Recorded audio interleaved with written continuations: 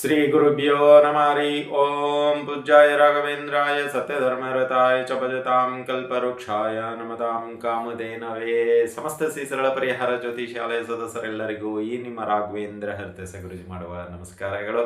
ಸಮಸ್ತ ಕುಲಬಾಂಧವರಿಗೆ SSP ಜ್ಯೋತಿಷಾಲಯ YouTube ಚಾನಲ್ಗೆ ಸ್ವಾಗತ ಸುಸ್ವಾಗತ ಕೋರುತ್ತಾ ಈ ಒಂದು ಆಗಸ್ಟ್ ತಿಂಗಳ ಮೊದಲನೇ ವಾರದ ಸಾಪ್ತಾಹಿಕ ಭವಿಷ್ಯ ತಿಳಿದುಕೊಳ್ಳೋಣ. 2ನೇ ತಾರೀಕಿನಿಂದ 8ನೇ ತಾರೀಕುವರೆಗೂ ದ್ವಾದಶ ರಾಶಿಗಳಾದ ಮೀನ ರಾಶಿಯಿಂದ ಮೇಷರಾಶಿ ಅಥವಾ ಮೇಷರಾಶಿಯಿಂದ ಮೀನರಾಶಿಯವರೆಗೂ ಯಾವೆಲ್ಲ ಅನುಕೂಲತೆಗಳು ಅನಾನುಕೂಲತೆಗಳು ಪರಿಹಾರಗಳು ಯಾವ ರೀತಿಯಲ್ಲಿರುತ್ತೆ, ಈ ವಾರದ ಗ್ರಹ ಸಂಚಾರ ಯಾವ ರೀತಿಯಲ್ಲಿರುತ್ತೆ, ಈ ವಾರದ ಶುಭ ಕಾರ್ಯಗಳು ಅಥವಾ ಶುಭ ಕಾರ್ಯಕ್ರಮಗಳು ಅಥವಾ ಹಬ್ಬಗಳು ಯಾವ್ಯಾವಿವೆ ಮತ್ತು ಏನಾದರೂ ಯೋಗಗಳು ಕೂಡಿ ಬರುತ್ತಾ ಅದೆಲ್ಲವನ್ನ ಈ ಒಂದು ವಿಡಿಯೋದಲ್ಲಿ ನೋಡುವಂಥದ್ದಾಗುತ್ತೆ. ಇನ್ನೂ ನಮ್ಮ ಚಾನಲ್ಗೆ ನೀವು ಸಬ್ಸ್ಕ್ರೈಬ್ ಆಗಿಲ್ಲ ಅಂದರೆ ಸಬ್ಸ್ಕ್ರೈಬ್ ಆಗಿ ಅಂತ ತಿಳಿಸುತ್ತಾ ಬನ್ನಿ. ಹಾಗಾದರೆ ತಡ ಮಾಡದೆ ಈಗ ಗ್ರಹಗಳ ಒಂದು ಸಂಚಾರ ನೋಡೋಣ.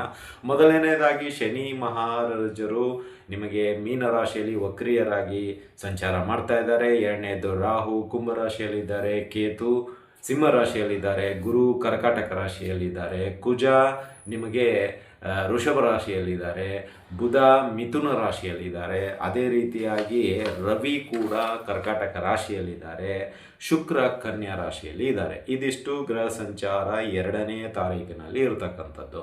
ಇನ್ನು 3ನೇ ತಾರೀಕು ಕುಜ ವೃಷಭ ರಾಶಿಯಿಂದ ಮಿಥುನ ರಾಶಿಗೆ ಬರುವಂಥವ್ರಾಗ್ತಾರೆ.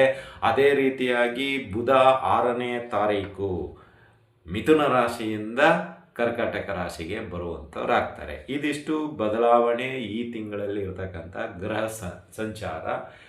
ಅದೇ ರೀತಿಯಾಗಿ ಈ ಒಂದು 2ನೇ ತಾರೀಕಿಗೆ ಸಂಕಷ್ಟ ಚತುರ್ಥಿ ಇದೆ, ಮತ್ತು ನಿಮಗೆ 4ನೇ ತಾರೀಕು ಷಷ್ಠಿ ಇದೆ.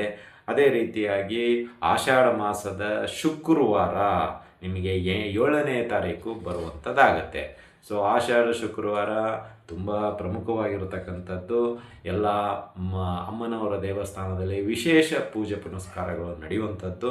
ಹಾಗಾಗಿ ಈ 2026ರ ಆಷಾಢ ಮಾಸದ 4ನೇ ಶುಕ್ರವಾರ 7ನೇ ತಾರೀಕು ಬಂದಿರುತ್ತೆ. ಸೊ ಆ ದಿನ ವಿಶೇಷವಾಗಿ ಶ್ರೀ ಐಶ್ವರ್ಯ ಲಕ್ಷ್ಮೀ ದೇವಿಗೆ ದೀಪಾಲಂಕಾರ, ವಿಶೇಷ ಅಲಂಕಾರ ಎಲ್ಲ ಸೇವೆಗಳು ಇರುತ್ತೆ. ಮಾಡಿಸುವಂಥವ್ರು ಮಾಡಿಸ್ಬೋದು ಅಂತ ತಿಳಿಸುತ್ತಾ, ಇನ್ನು ಅದೇ ರೀತಿಯಾಗಿ ಈ ಒಂದು ವಾರದಲ್ಲಿ ಬುಧ ಆದಿತ್ಯ ಯೋಗ ಕೂಡಿ ಬರುವಂಥದ್ದಾಗತ್ತೆ. ಅಂದರೆ ಇಲ್ಲಿ ಬುಧ 6ನೇ ತಾರೀಕು ಕರ್ಕಾಟಕ ರಾಶಿಯಲ್ಲಿ ಬರುತ್ತಾರೆ. ಕರ್ಕಾಟಕ ರಾಶಿಯಲ್ಲಿ ಆಲ್ರೆಡಿ ಸೂರ್ಯ ಇರೋದರಿಂದ ಇಲ್ಲಿ ಬುಧ ಆದಿತ್ಯ ಯೋಗ ಈ ಒಂದು ವಾರದಲ್ಲಿ ಕೂಡಿ ಬರುವಂಥದ್ದಾಗತ್ತೆ. ಇದಿಷ್ಟು ಈ ವಾರದ ಸಂಕ್ಷಿಪ್ತ ಮಾಹಿತಿ.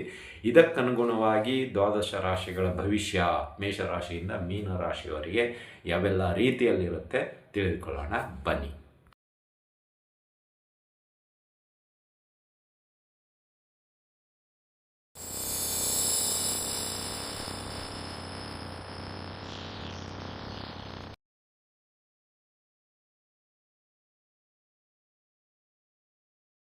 ರಾಶಿಗಳಲ್ಲಿ 2ನೇ ರಾಶಿಯಾಗಿರತಕ್ಕಂತಹ ವೃಷಭ ರಾಶಿ. ಈ ವೃಷಭ ರಾಶಿಯವರಿಗೆ ಈ ಒಂದು ವಾರ ಅಂದರೆ ಈ ಆಗಸ್ಟ್ ತಿಂಗಳ ಮೊದಲನೇ ವಾರ 2ರಿಂದ 8ನೇ ತಾರೀಕುವರೆಗೂ ಈ ಸಾಪ್ತಾಹಿಕ ಭವಿಷ್ಯದಲ್ಲಿ ಅನುಕೂಲತೆ ಏನು ಅನಾನುಕೂಲತೆ ಏನು ಹಾಗೂ ಪರಿಹಾರಗಳು ಯಾವ ರೀತಿಯಲ್ಲಿರುತ್ತೆ ಎಂಬುದನ್ನು ನೋಡೋದಾದರೆ, ನಿಮಗೆ ಹಣಕಾಸಿನ ವಿಷಯದಲ್ಲಿ ಶುಭ ಸುದ್ದಿ ಸಿಗುವಂಥದ್ದಾಗುತ್ತದೋ ಅಥವಾ ಹಣಕಾಸಿನ ಒಂದು ತೊಂದರೆಗಳು ಏನಾದರೂ ಆಗುವಂಥದ್ದಾಗುತ್ತೋ ಅನ್ನೋದು ಈ ಒಂದು ವಿಡಿಯೋದಲ್ಲಿ ತಿಳಿದುಕೊಳ್ಳೋಣ.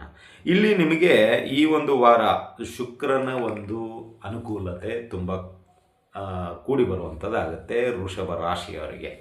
ಅಂದರೆ ಇಲ್ಲಿ ಶುಕ್ರ ನಿಮಗೆ ಒಂದು ರೀತಿಯಲ್ಲಿ ಆಕಸ್ಮಿಕವಾಗಿ ಧನಲಾಭ ಮಾಡುವಂಥದ್ದಾಗುತ್ತೆ. ನಿಮಗೆ ನಿಂತು ಹೋಗಿರತಕ್ಕಂತಹ ಕೆಲವು ಕೆಲಸ ಕಾರ್ಯಗಳು ತಂತಾನೆ ಪ್ರಾರಂಭಗೊಂಡು ಪೂರ್ಣ ಪ್ರಮಾಣದಲ್ಲಿ ಯಶಸ್ವಿಯಾಗಿ ಅದರಿಂದ ಆದಾಯ ಬರುವಂಥದ್ದಾಗತ್ತೆ. ಇನ್ನು ಯಾವುದಾದ್ರೂ ಒಂದು ಕಡೆ ಸ್ಟ್ರಕ್ ಆಗಿದ್ರೆ ನಿಮ್ಮ ದುಡ್ಡು, ಅಂದರೆ ಯಾರಿಗಾದರೂ ಕೊಟ್ಟಿದ್ದರೆ ಅವರು ಕೊಡ್ತಾ ಇರೋದೇ ಇರ್ಬೋದು ಅಥವಾ ಸತಾಯಿಸ್ತಾ ಇರೋದು ಇರ್ಬೋದು, ಅದೆಲ್ಲವೂ ಮುಕ್ತಿಗೊಂಡು ಆ ಹಣ ಪುನಃ ವಾಪಸ್ ನಿಮ್ಮ ಗೂಡಿಗೆ ಬಂದು ಸೇರುವಂಥದ್ದಾಗ್ಬೋದು.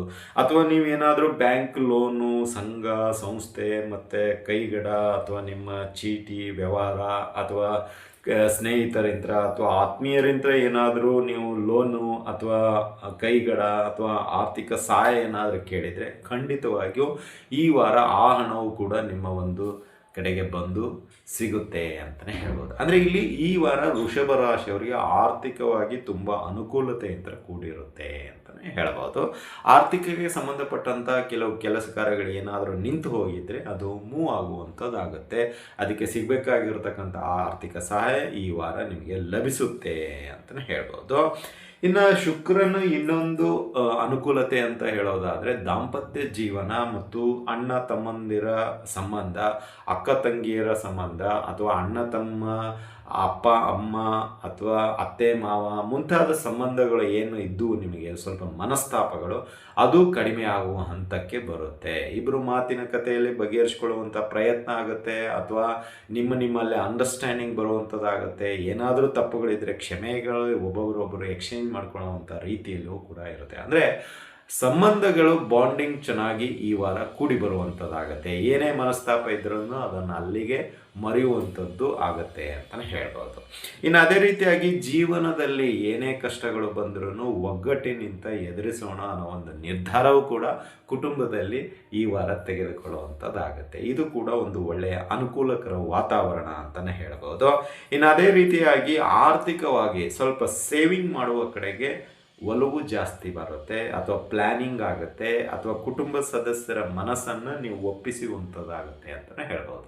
ಅಂದರೆ ಇಲ್ಲಿ ಉಳಿತಾಯ ಯೋಜನೆಗೆ ಎತ್ತಿದ ಕೈ ಅಂತಲೇ ಹೇಳ್ಬೋದು ವೃಷಭ ರಾಶಿಯವರಿಗೆ. ಇನ್ನು ಅನಾನುಕೂಲ ವಿಷಯಕ್ಕೆ ಬರೋದಾದರೆ ಅನಗತ್ಯವಾದ ಖರ್ಚುಗಳು ಬರುವಂಥದ್ದಾಗುತ್ತೆ. ಅನಗತ್ಯವಾದ ವಿವಾದಗಳಿಗೆ ಸಿಕ್ಕಾಕಿಕೊಳ್ತೀರ. ಸುಮ್ಮನೆ ಬೇಡದೇ ಇತ್ತು, ರಸ್ತೆಯಲ್ಲಿ ಯಾರೋ ಗುದ್ದಿರೋದು, ಯಾರೋ ಇದು ಮಾಡಿರೋದು, ನೀವು ಸಹಾಯಕ್ಕೆ ಹೋಗಿ ತಪ್ಪಿರೋನಂತ ಸಮರ್ಥನೆಗಿಳಿದಾಗ ಉಳಿದ ಜನ ಎಲ್ಲರೂ ಬಂದು ಅಟ್ಯಾಕ್ ಮಾಡುವಂಥದ್ದು ಆಗ್ಬೋದು. ಸೊ ಹೀಗಾಗಿ ಮೂರನೇ ವ್ಯಕ್ತಿಯ ಸಹಾಯಕ್ಕೋಸ್ಕರ ನೀವು ಹೋದಾಗ ತಗಲಾಕೊಳ್ಳುವಂಥ ವ್ಯವಸ್ಥೆಯು ಕೂಡ ಈ ವಾರದಲ್ಲಿದೆ.